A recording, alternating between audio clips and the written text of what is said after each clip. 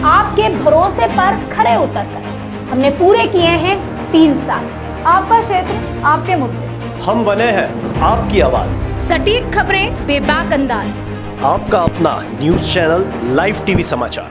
हरुआ विकासखंड के ओसानपुर ग्राम सभा में शनिवार को नमामि गंगे परियोजना के अंतर्गत जैविक किसान मेले का आयोजन किया गया। जैविक किसान मेले का उद्घाटन ग्राम सभा ओसानपुर के प्रधान बाकेलाल, पूर्व प्रधान सुभाष चंद्र मौर्य ने दीप प्रज्वलित करके किया। कार्यक्रम के दौरान किसानों को खेती करने के महत्वपूर्ण बिंदुओं पर प्रकाश डाला गया। डॉक्टर राजेश्वर ने जैविक कृषि में जीवामृत और धन जीवामृत के विषय पर जानकारी दी।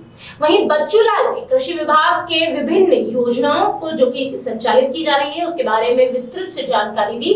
उन्होंने कृषकों को पीएम किसान सम्मान योजना QIC के आधार कार्ड अपडेट कराने के बारे में भी बताया। साथ ही साथ रजिस्ट्रेशन CSC से कराने के विषय में भी इस दौरान जानकारी साझा की गई। साथ ही संस्था मार्कर एग्री जेनेटिक के प्रोजेक्ट हेड अखिलेश तिवारी ने जैविक खेती करने और जैविक खेती से होने वाले लाभ के विषय में भी विस्तृत जानकारी दी। साथ ही जीवामृत और बीजामृत, निमास्ट, वर्मी कंपोस्ट और धन जीवामृत के बारे में प्रयोगात्मक विधियां बताई गई। इस दौरान मुख्य रूप से सहायक विकास अधिकारी कृषि देवेंद्र कुमार तिवारी, भगत यादव, सत्यनारायण पटेल, आकाश तिवारी, अमन सिंह, महादेव पटेल, पंकज यादव, रवि यादव समेत दर्जनों लोग मौजूद रहे। हम इस समय खड़े हैं वाराणसी के हरुआ ब्लॉक के ओसानपुर ग्राम सभा में और ब्लॉक के कृषि अधिकारियों के द्वारा यहाँ पे किसानों को जैविक खेती के विषय में जानकारी दी जा रही है। आइए हम जानते हैं कृषि अधिकारी से कि किसानों को किस प्रकार की जानकारी दी जा रही है। मेरा नाम अखिलेश कुमार तिवारी है। मैं इस समय ग्राम सभा ओसानपुर में नया पंचायत काजीसराय में हूँ।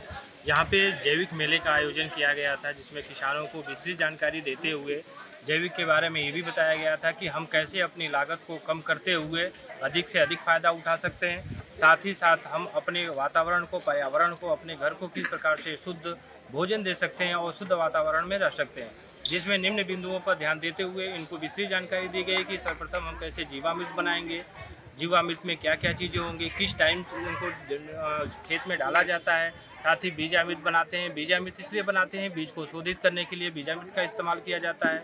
जब खेतों में कीटनाशक दवाओं के रूप में निमास्त्र का इस्तेमाल किया जाता है। फंगस वगैरह को ख़त्म करने के लिए यहाँ पे ब्रह्मास्त्र का इस्तेमाल किया जाता है, जिसको दूसरे रूप में 10 परडी भी कहते हैं। 10 परडी का मतलब ये होता है 10 प्रकार के पत्तों से बनाया हुआ जो जैविक सॉल्यूशन होता है वो 10 परडी कहलाता है। इन बिंदुओं पर ध्यान देते हुए किसानों को एक लिटरेचर भी दिया गया है जिससे किसानों को एक मदद मिलेगी कि हम जैविक खाद तैयार करेंगे और उस जैविक खाद को टाइम टू टाइम हम अपने खेत में डालेंगे और उसमें निम्न बिंदुओं पर जैसे ब्रह्मास्त्र हुआ, जीवामृत हुआ, निमास्त्र हुआ, 10 परडी हुआ, केचुए की खाद हुई, नाडेप द्वारा हम जो खाद तैयार करते हैं, इन सारे बिंदुओं पे हम उनको विस्तृत जानकारी दी गई। साथ में हमारे कृषि अधिकारी सर, हमारे हरुआ ब्लॉक के कृषि अधिकारी सर सहायक विकास अधिकारी देवेंद्र पांडे सर भी जो है उपस्थित हैं। साथ में प्रधान जी है उपस्थित हैं।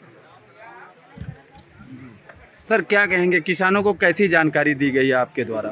आज किसानों को ये आवश्यकता है कि हम रसायन की खेती जो कर रहे हैं, रासायनिक खेती कर रहे हैं, उससे लोगों को होने वाले दुष्परिणामों के बारे में जानकारी दें। इसलिए सरकार की ये मंशा है कि जगह जगह जाके गांव में जैविक के बारे में उनको बताया जाए। इसी क्रम में हम लोग आज यहाँ ओसानपुर में जैविक मेला लगाया है। यहाँ उपस्थित किसानों को जैविक खेती से क्या लाभ है, कैसे जो है हम वातावरण को सुरक्षित कर सकते हैं और भूमि की दशा को ठीक कर सकते हैं, लगातार रसायनों के प्रयोग करने से क्या हानि हो रही है और इसका क्या विकल्प है, क्या हम प्रयोग करें, जैसे ट्राइकोडर्मा का प्रयोग हुआ या निमास्त्र का प्रयोग हुआ या जीवामृत का। यहाँ प्रैक्टिकल करके भी किसानों को दिखाया गया कि कैसे कैसे। वाराणसी से नेहा पाठक की रिपोर्ट।